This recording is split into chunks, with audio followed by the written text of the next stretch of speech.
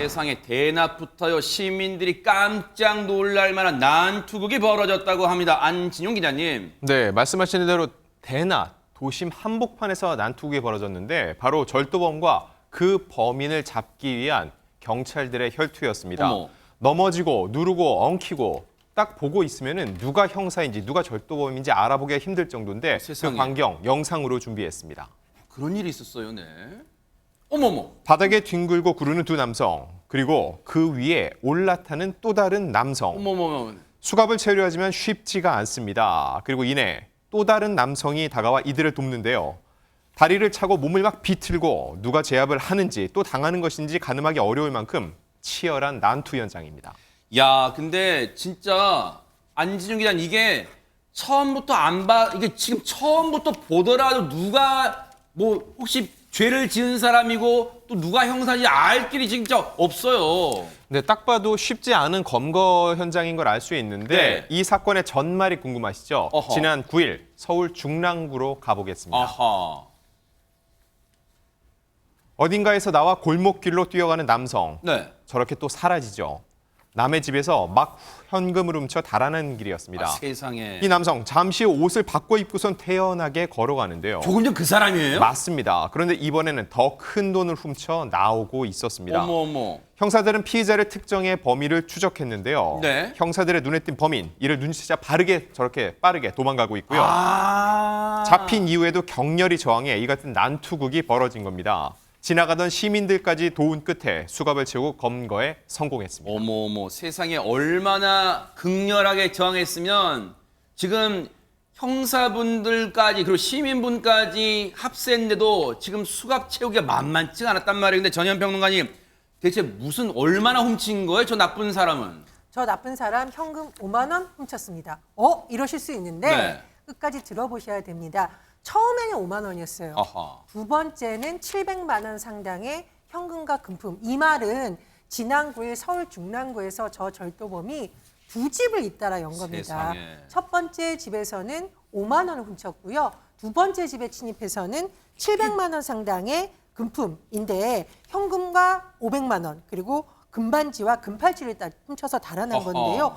그런데 두 번째 집에서는요. 저 절도범이 옷까지 갈아입는 여유로운 모습을 보이기도 했습니다. 야, 근데 간이 배 밖으로 나왔어요. 하루에 같은 날 두 건의 절도를 한 건데 그런데 보세요. 앞서 영상을 보면 이해가 되지 않는 대목이 있습니다. 5만 원을 첫 번째 집에서 5만 원을 훔쳤을 때는 나올 때 불이 나게 어딘가 도망가고 뭔가 다급한 모습인데 700만 원을 절도하고 나올 때는 지금 여유로운 모습이었단 말이에요. 장유미 변호사님 이거 어찌된 일이에요? 왜냐하면 첫 번째 5만 원을 훔쳐나온 집에서는요. 나올 때 집주인이랑 딱 마주쳤거든요. 아하. 네, 완전히 걸린 겁니다. 그러니까 집주인이 당연히 물었겠죠. 아니 당신 누군데 남의 집에서 지금 나오는 거냐? 아하. 라고 했더니 싹싹 빌면서 신고하지 말아달라고 부탁을 어머머. 했다는 거예요. 집주인이 이런 부탁 들어줄 리가 그러니까요, 만무하죠. 네. 경찰에 신고를 하니까 그러자 영상 속에서 보신 모습처럼 주랭랑을 친 겁니다. 아하, 그런 일이 있었군요. 그런데 저렇게 내뺀다고 해서 현장에서 도주한다고 해서 경찰이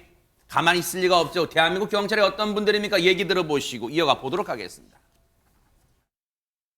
저희가 이제 신고를 받고 그 수사를 진행하던 과정에서 그 4월 13일에 서울 강북경찰서 관할에서 주거침입이랑 절도 사건이 추가적으로 두 건이 발생했어요. 그래서 이제 우리 중랑경찰서 사건에서 확보된 인상착의와 그리고 강북경찰서 관할에서 발생된 사건의 인상착의를 대조했더니 동일 인물로 확인돼가지고 여죄를 확인할 수 있었습니다. 피의자를 이제 추적하는 과정에서 그 피의자가 사용하는 휴대전화 번호를 알아냈어요. 휴대전화에 기지국 주변에 있는 숙박시설을 탐문하는 중에 그 피의자를 길에서 발견하게 됐고요. 지금 얘기를 들어보니까 백성문 변호사님, 네. 저희가 보여드린 두 건의 CCTV 중랑구에서 같은 날 두 집 턴 거 말고도 그 이후에도 또 절도를 했다는 얘기잖아요. 네, 지금 말씀하셨던 것처럼 저희가 조금 전에 본 영상은 4월 9일에 중랑구에서 두 집에 침입해서 절도하는 현장을 본 거고 하하. 그 이후에 4월 13일에 강북구에서 거의 유사한 것으로 보이는 또 침입 절도, 그러니까 주거 침입한 이후에 절도한 것이 확인이 된 겁니다. 네. 그래서 일단 이 중랑구 쪽에서 CCTV 분석 등을 통해서 이제 피의자를 찾고 있었는데 두 개의 수법도 비슷하고 하니까 이 두 개의 인상착의를 대조해 보니까 동일인으로 확인이 된 겁니다. 아하. 그리고 이제 추적해 나가는 과정에서 이제 범인을 특정을 했고요. 네. 범인을 특정을 했으니까 전화번호를 확보했겠죠. 근데 전화번호를 확보해도 이제 예를 들어서 기지국 분석 같은 거 할 때 전화가 꺼 있으면 방법이 없습니다. 어머. 그렇죠. 전화 꺼져 있으면 뭐 이게 그러네요. 제가 어딘지 어떻게 알겠어요? 무슨 기기만 덜렁 있다고 되는 네. 게 아니잖아요. 제가 알기로 대략 한 일주일 정도 전화를 꺼놨었는데 어머. 갑자기 전화가 번쩍하고 켜집니다. 아하. 그 순간에 전화가 켜지면 이제 휴대폰 GPS 추적을 통해서 위치를 알 수 있는데 아하. 문제는 제가 여기 있다고 뉴스파이터 하고 있는 요 안에 있다고 정확하게 나오잖아요. 이 주변이 나오죠. 기지국 그렇군요. 몇 미터 반경으로 나오단 말이에요. 그러니까 그 기지국 위치값을 상대로 해서 요 주변을 좀 이렇게 수색하고 있는 과정에 범인을 딱 저렇게 마주치고 저렇게 검거를 하게 된 겁니다. 아. 예, 절도범은 당연히 구속이 됐고요. 네. 일단 특가법 위반 절도 범죄로 4월 25일에 검찰로 송치되었다고 지금 경찰이 밝혔습니다. 아, 그래서 아까 CCTV 보면 경찰분들이 두리번 하면서 이곳저곳 골목을 탐문 다니다가 딱 보고 검거를 하게 된 건데, 근데요, 이 과정에서 앞서 설명 들어보니까 저 검거 과정에서 시민분도 도움을 주셨다는데, 사실 영상에서 그 난투구, 격투구 벌일 때 어떤 분이 시민분이 모를 정도, 왜냐면 진짜 경찰이 그냥 다 합세한 것 같아요. 예, 그 도와주신 시민이 있는 거죠. 네. 그 시민분이 말씀하신 대로 검거 과정을 도운 거잖아요. 네. 그래서 경찰이 그 시민분한테 검거 보상금을 아. 전달할 예정이고 야. 동시에 감사장도 전달할 예정입니다. 세상에, 보세요. 진짜 그냥 시민분은 옆에서 발만 동동 구르거나 아니면 뭐 손짓으로 주변 분들 도와주세요 할 줄 알았더니 정말 경찰처럼 합세해서 시민분도 저 나쁜 놈, 나쁜 절도범을 검거하는데 도움을 주셨어요. 정말 시민 정신이 살아있다, 이런 생각을 해봅니다. 정말 감사의 박수를 보내드립니다. 보고 계십니까? 대박 사건. 네, 안녕하십니까? 김명준입니다. 여러분과 함께하는 뉴스파이터. 다양한 소식과 뉴스를 보고 싶으시면 화면 오른쪽을 꾹 눌러 구독해 주시길 바랍니다.